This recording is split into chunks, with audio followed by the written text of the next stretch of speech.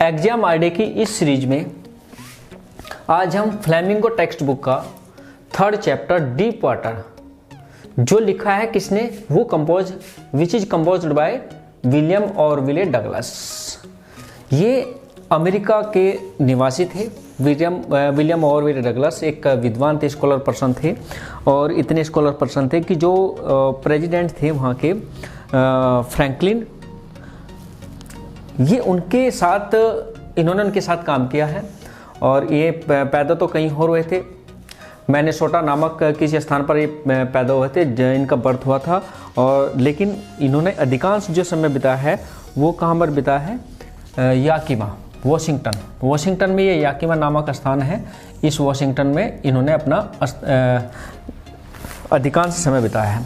और वाशिंगटन में ही याकीमा एक रिवर भी है, राजस्थान भी है, याकीमा नाम की एक रिवर भी है, नदी भी है। और YMCA इसमें बहुत जिक्र हुआ है। YMCA एक स्थान है, याकीमा जो रिवर है उसी का एक स्थान माना जाता है, उसी के आसपास एक स्थान माना जाता है, जिसका इस चैप्टर में बहुत ज़्यादा जिक्र भी हुआ है। ठीक है, तो मैं अब इस चैप्टर की जो समरी है वो मैं बताने जा रहा हूँ। इस चैप्टर की समरी बड़ी इंटरेस्टेड है और विलियम और डगलस खुद इसके राइटर हैं। इसमें जो पहला जो स्टार्टिंग में जो दिया है, decision of Douglas to swim. Douglas निर्णय लेते हैं किसके लिए, तैरने के लिए। मतलब डगलस जो है तैरना चाहते हैं, मतलब पानी में तैरने का डिसीजन लेना चाहते हैं। ऐसा क्यों, ऐसा हैपन हुआ था जो डगलस तैरने का डिसीजन लेते हैं। ये क्या था इस चैप्टर की, अगर इस चैप्टर में अकॉर्डिंग टू दिस चैप्टर ये 13-14 साल के आसपास की इनकी एज रही होगी, तब भी इनको तैरने का इन्होंने डिसीजन लिया कि मैं भाई तैरना चाहता हूँ। क्यों तैरना चाहता हूँ, क्योंकि फिशरिंग का, वोटिंग का इनको बड़ा शौक़ था। जब ये लोगों को देखते थे वाशिंगटन शहर के अंदर कि भाई लोग वोटिंग भी कर रहे हैं, फिशरिंग भी कर रहे हैं और पानी में एंटरटेन भी कर रहे हैं, तो इनको भी उस आनंद को लेने का, उस चीज़ को फॉलो करने का बड़ा मन करता था। लेकिन कहीं ना कहीं इनके अंदर एक डर बैठा हुआ था, जो डर इनको उस आनंद को लेने के लिए बाध्य करता था, विवश करता था। ऐसा क्या डर था, वो डर क्या था, इसमें कहता है इस डर को मतलब तैरना चाहते थे लेकिन नहीं पूरा कर पाए और कोशिश भी की। ऐसा नहीं कि उन्होंने कोशिश नहीं की, कोशिश भी की है तैरने की, लेकिन क्या एक डर था उनका, बचपन का एक डर था, चाइल्डहुड फियर था उनका, एक बचपन का डर था। बचपन का डर भी कैसा था, जब ये 3 या 4 वर्ष के होंगे तो ये किसी एक स्थान पर खड़े होंगे, 3 या 4 वर्ष के स्थान पर खड़े होंगे, तो ऐसा माना जाता है कि बरसात या कुछ ऐसे मौसम में एक पानी का बहाव आया और पानी का बहाव इतना तेज़ था कि पानी के बहाव में डूब जाते हैं और उस डूबने के बाद ये काफ़ी डर जाते हैं, भयभीत हो जाते हैं, क्योंकि पानी में काफ़ी समय तक रहने के पश्चात ये जिंदा तो बच जाते हैं लेकिन इनके बचपन का एक डर बैठ जाता है। उसी डर की वजह से ये इस शौक़ को पूरा नहीं कर पाते हैं। लेकिन फिर भी जब 12-13 साल की उम्र के होते हैं, इन्होंने अपना शौक़ पूरा करने के लिए, उस डर को बाहर निकालने के लिए निर्णय भी किया। और क्या निर्णय किया कि मिस एडवेंचर भी होता है इनके साथ में। क्या निर्णय किया, जब ये 12-13 साल की एज के तैरने का प्रयास कर रहे थे, स्विमिंग सीख रहे थे, कोशिश कर रहे थे, अपना डर बाहर निकल रहे थे, तभी इनके साथ एक मिस हैपनिंग होती है। और मिस हैपनिंग भी कैसी होती है कि फर्स्ट ऑफ ऑल इन्होंने एक डिसीजन, जो उनका डिसीजन था, इस डिसीजन को पूरा करने के लिए एक स्थान लिया उन्होंने, जो कौन सा स्थान था, YMCA पूल। याकीमा रिवर का एक YMCA पूल था जो आदर्श स्थान माना जाता था फॉर स्विमिंग। तैरने के लिए एक आदर्श स्थान माना जाता था। क्यों, क्योंकि उसके जो कुछ एरिया था उसका 3 या 4 फुट गहरा था और बीच में जो था वो गहरा था, बहुत ज़्यादा, 9 फीट के आसपास गहरा था। और 3-4 फीट गहरा जो स्थान था वो विलियम के लिए एक आदर्श स्थान था, मतलब स्विमिंग सीखने के लिए एक आदर्श स्थान माना जाता था। इसलिए अधिकांश लोग YMCA पूल पर ही तैराकी सीखते थे और इस विलियम डगलस ने भी वही स्थान इसलिए चुना और उसमें काफ़ी हद तक उन्होंने अपनी तैराकी को सीख भी लिया था। लेकिन इसी बीच इनके साथ एक मिस हैपनिंग होती है, और मिस हैपनिंग भी क्या होती है, मिस एडवेंचर होता है। और वो भी एडवेंचर, मिस एडवेंचर क्या होता है, एक दिन पहली तो बात, इसको अकेले तैराकी करने में, अकेले को पानी में तैराकी करना या पानी में कूदना, इसको बहुत डर लगता था। तो ये एक दिन याकिमा रिवर के पास के किनारे बैठकर कुछ स्विमर्स थे, उनका इंतज़ार कर रहे थे। तो उसी बीच एक लड़का आता है, और लड़का आने के बाद वो मजाक में किसको, विलियम डगलस को पानी में फेंक देता है। अब विलियम डगलस उसी दौरान जब पानी में फेंक दिया जाता है, उसी दौरान पानी में वो सोचता तो कुछ और है, वो सोचता तो ये है कि शायद ये स्थान 3 या 4 फुट गहरा होगा, लेकिन वो स्थान बहुत गहरा होता है। वो स्थान 9 फुट के आसपास गहरा होता है। अब विलियम डगलस सोच रहा था, विलियम डगलस को जैसे कि उसने सीखा था, जैसे उसको पता था कि जैसे पानी के बॉटम पर जाएगा तुरंत ऊपर की तरफ को पूरे बल से पानी के ऊपर की तरफ फोर्स लगाकर पानी की ऊपरी सतह पर आकर अपने आप को बचा लेगा। लेकिन होता क्या है कि जिस स्थान को वो 3 या 4 फुट गहरा मान रहा था, वो स्थान तो 9 फुट गहरा था। अब 9 फुट गहरा था तो भैया उसके लिए तो बड़ी दिक्कत वाली बात थी। पहले तो पानी में तैरने से डरता था, लेकिन ऐसी सिचुएशन में कोई व्यक्ति ऐसे बंदे को पानी में डाल दे तो दिक्कत तो आएगी। तो जब पानी में जो 9 फीट गहरा उसको लगा कि तो बहुत गहरा 9 फीट गहरा है, तो उसने अंदाज़ा लगा, लेकिन 9 फीट गहरा नहीं, ये तो 900 फीट गहरे के बराबर लग रहा था। 9 फीट गहरा नहीं, 900 फीट गहरे के बराबर उसको लग रहा था। लेकिन फिर भी उसने बड़ी हिम्मत के साथ, साहस के साथ अपना धैर्य बनाए रखा और कोशिश की कि जैसे ही मैं पानी के निचली मतलब पानी के बॉटम पे पहुंचूंगा, तुरंत अब पूरे फोर्स के साथ ऊपर की तरफ जंप लगाऊंगा। लेकिन उसको तो पानी के नीचे तक, बॉटम तक पहुंचने में काफ़ी समय लग जाता है, और वो धीरे धीरे उम्मीद जो है, जिंदा रहने की उम्मीद खो देता है। लेकिन फिर भी वो हताश नहीं होता, और जैसे तैसे करके पानी के बॉटम में किसी तरह से पहुंचता है। और जैसे ही पानी के बॉटम पे पहुंचता है तो पूरे फोर्स के साथ, पूरे बल के साथ ऊपर की तरफ को अपने आप को जंप लगाता है। लेकिन जैसे जंप लगाता है वो पूरी उम्मीदें खो चुका होता है, उसके पानी भी भरता है, कोशिश भी करता है चिल्लाने की, बचाने की कोशिश भी करता है, अपनी तरफ से पूरा प्रयास करता है। लेकिन पानी के बीच में चारों तरफ से काला पानी या धुंधला पानी या चारों तरफ पानी दिखाई देता, कोई भी इसकी आवाज़ नहीं सुनता, और वो पूरी तरह से क्या करें, अपनी जिंदा रहने की उम्मीद खो देता है। लेकिन कुछ समय के पश्चात वो अपने आप को बाहर पानी पे पाता है और देखता है कि मतलब वोमिटिंग चल रही है। काफ़ी समय के पश्चात, कुछ लोग तो कहते हैं, कुछ लोगों द्वारा तो मान लिया जाता है कि मर चुका है, लेकिन फिर मतलब वो किसी तरह से बच जाता है, और काफ़ी कई घंटों के पश्चात वो अपने आप को रिलैक्स महसूस करता है, धीरे धीरे घर पहुंचता है। और घर पहुंचने के बाद उसके बाद एक माइंड में डर बैठ जाता है, ऐसा डर जो उसको पानी का नाम लेने से, मतलब तैरने के नाम से भी सताने लगता है। लेकिन जैसे जैसे ग्रोथ करता है, ग्रोथ करने के बाद फिर उसको भाई पानी का डर है, वो तो निकालना तो पड़ेगा ही। लेकिन फिर उसके माइंड में आता है कि नहीं, ये डर तो धीरे धीरे मुझे निकालना चाहिए। इसलिए वो क्या करता है, इस डर को बाहर निकालने के लिए वो एक इंस्ट्रक्टर, मतलब एक जो उसको ट्रेन कर सके, ट्रेनर हायर करता है, और ट्रेनर उसको पूरी ट्रेनिंग देता है, कैसे पानी में तैरना है, कैसे अपना आप को बचाना है, किस तरह से बोटिंग का एंजॉय करना है। तो सब तरह से उसको ट्रेनर उसको पूरा ट्रेन करता है, ठीक है। और उसके बाद क्या करता है, पीस बाय पीस ए स्विमिंग, चरणबद्ध तरीके से क्या करता है, वो चरणबद्ध तरीके से स्विमिंग सीखता है, मतलब हर चीज़ को बारीकी से सीखता है और अपना डर धीरे धीरे बाहर निकाल लेता है। लेकिन इस चैप्टर का एक डीप मीनिंग है, there is a deep meaning of this chapter. क्या डीप मीनिंग है, ये कहता है, बहुत ही अच्छी कोटेशन है। क्या कोटेशन है, in death there is a peace, बहुत अच्छी कोटेशन है। इन डेथ, मृत्यु में, देयर इज ए पीस, शांति है। क्या है, मृत्यु में शांति है। बट इन फियर, लेकिन डर में, डेथ मृत्यु है, लेकिन डर में क्या है, लेकिन डर में क्या है, डर में क्या है, मृत्यु है। देयर इज टेरर ओनली, कि क्या है यहाँ पर, एक भय है।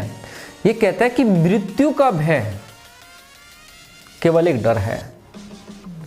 मृत्यु में तो शांति है। The exact meaning of this line कि मृत्यु में तो शांति है, लेकिन मृत्यु का भय केवल डर है। ये इसका एक बड़ा डीप मीनिंग है। और यहाँ पर रूजवेल्ट ने भी कहा है, रूजवेल्ट वन सेड, रूजवेल्ट ने भी एक बार कहा है क्या, all we have to fear, कि हमें जो डर है ना, इज फियर इटसेल्फ, वो केवल भय का ही डर है। हमें जो वास्तविक डर है वो भय का ही डर है, बाकी तो कुछ ही नहीं। तो ये इसका डीप मीनिंग है इस पूरे चैप्टर का। इस पूरे चैप्टर में ये एक डीप मीनिंग निकल कर आता है। जो विलियम डगलस का जो स्ट्रगल है, विलियम डगलस के साथ में जो के जो मिस हैपनिंग उसके साथ में होती है, और उसके बाद वो अपना डर निकालने के लिए धीरे धीरे फिर उस डर को बाहर निकालता है। तो उस डर को बाहर निकालने के बाद यहाँ पर एक एग्जैक्ट एक क्या होता है, डीप मीनिंग निकल कर आता है। इसका जो सारांश है चैप्टर का, वो ये निकल कर ये आता है कि क्या है कि मृत्यु मिलने के बाद तो शांति मिल जाती है, लेकिन मृत्यु के डर से केवल क्या होता है, भय ही रहता है, डर ही रहता है, बाकी कुछ नहीं रहता है। रूजवेल्ट ने भी कुछ इस तरह की कंडीशन की है। ये चैप्टर का पूरा मोरल आ जाता है। अब बढ़ते हैं इसके चैप्टर के जो इंपॉर्टेंट क्वेश्चन है। बहुत इंपॉर्टेंट क्वेश्चन है जो अब की बार इस साल आने के जिसके पूरे चांसेस हैं। मैं उम्मीद तो ये करता हूँ कि उन्हीं क्वेश्चंस में से आएंगे। मैं अब उन क्वेश्चन को बताने जा रहा हूँ। डीप वाटर के जो मोस्ट इंपॉर्टेंट क्वेश्चंस हैं, जिनका इस साल आना निश्चित ही है एग्जाम में, जहाँ तक मेरा विचार है। ये मोस्ट इंपॉर्टेंट क्वेश्चंस हैं, और ये क्वेश्चंस ही अब की बार एग्जाम्स में अगर इस चैप्टर से आते हैं तो यही क्वेश्चंस आएंगे। इसके सिवा जहाँ तक उम्मीद है नहीं क्वेश्चन कोई आएगा। तो बढ़ते हैं। पहला क्वेश्चन क्या है, which factors led Douglas to decide in favour of YMCA pool. बहुत इंपॉर्टेंट क्वेश्चन है। ऐसे कौन से कारण थे, which factors led Douglas to decide, which factors ऐसे कौन से कारण थे डगलस जिसे डगलस ने डिसाइड निश्चय किया इन favour of YMCA pool. YMCA जो पूल था, YMCA एक स्थान था, पूल मीन्स होता है उसका जो वहाँ का तालाब या पानी वाला एरिया जो था, कि YMCA पूल पर के फेवर में, YMCA पूल के पक्ष में जो उसने निर्णय लिया था, किसका स्विमिंग का, कैसा कौन से कारक थे उसके फेवर में उसने निर्णय लिया। अब इसका आंसर है, बहुत इंपॉर्टेंट क्वेश्चन है, मैंने बताया बहुत इंपॉर्टेंट क्वेश्चन है प्यारे बच्चे, ध्यान रखना इस बात का। तो इंपॉर्टेंट क्वेश्चन है और आने के चांसेस भी हैं। YMCA इसका भी ध्यान रखना, जहाँ YMCA पूल आ जाएगा उसका आंसर आपको यही मेंशन करना है। तो आंसर है इसका डगलस डिसाइडेड, डगलस ने निर्णय लिया, ठीक है, इन favour of YMCA pool, YMCA pool के फेवर में। क्या लेना, इट वॉज, ये था, एन आइडियल प्लेस, एक आदर्श स्थान, टू लर्न स्विमिंग, स्विमिंग सीखने के लिए, तैराकी सीखने के लिए ये एक आदर्श स्थान था। आदर्श मीन्स बहुत अच्छा स्थान था तैराकी सीखने के लिए। YMCA पूल पर इससे बेहतर स्थान नहीं था। ये YMCA पूल का एक आदर्श स्थान, अच्छा स्थान था। क्यों अच्छा स्थान था? इट वॉज सेफ, ये तो एक सुरक्षित भी था। एक तो ये क्या था, इट वॉज सेफ, सुरक्षित था। एज इट वॉज ओनली, क्यों? क्योंकि ये ओनली 2 और 3 फीट डीप, क्योंकि ये 2 या 3 फीट ही गहरा था। एट द स्वेलो एंड, एक छोर से जो उथला भाग था, उसका जो उभरा भाग था, वहां पर क्या था, ये 2 या 3 फीट ही गहरा था। आगे बढ़ता है, हालांकि ऐसा नहीं कि ये पूरा, हालांकि इट वॉज 9 फीट डीप, ये 9 फीट गहरा भी था। एट द अदर एंड, दूसरे छोर पर, दूसरे किनारे पर ये कितना गहरा, 9 फीट गहरा भी था। द ड्रॉप, जहां पर क्या था, डूबना, drop means Dumna, was gradual, एक निश्चित था। जहां पर डूबना क्या था, एक सामान्य था। 9 फीट गहरे पर डूबना तो निश्चित था, लेकिन 3 या 4 फुट गहराई पर स्विमिंग सीखना बहुत आसान भी था, सरल भी था। इसलिए क्या था, वहाँ डूबने का डर भी नहीं था। वो क्या था, एक आदर्श स्थान था, इसलिए डगलस ने उस स्थान को चुना। ठीक है, तो Douglas decided in favour of YMCA pool as it was an ideal place to learn swimming. It was safe as it was only 2 or 3 feet deep at the shallow end, though it was 9 feet deep at the other end. The drop was gradual. इस तरह से इस question का answer ये आपका complete हो जाता है। ये भी बहुत इंपॉर्टेंट क्वेश्चन है, ये भी इंपॉर्टेंट क्वेश्चन है इस वर्ष के लिए। क्वेश्चन कुछ इस तरह से है, व्हाट एफर्ट, क्या प्रयास, डिड डगलस ने किए, डगलस ने क्या प्रयास किए, make to get over his fear of water. अब जो पानी के प्रति जो उसका डर था उसको बाहर निकालने के लिए डगलस ने क्या प्रयास किए। आंसर है डगलस हायर्ड। डगलस ने क्या किया, आंसर कुछ इस तरह से है, डगलस हायर्ड, डगलस ने क्या किया, हायर किया। एन इंस्ट्रक्टर, एक ट्रेनर हायर किया, वो टॉट, जिसने उसको सिखाया, टू फेस, सामना करना, सामना करना ऑफ वाटर।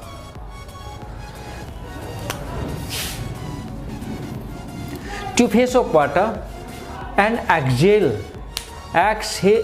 एक्सेल मीन्स होता है सांस निकालना, जिसने इंस्ट्रक्शन ने, इसका क्या होता है, सांस निकालना,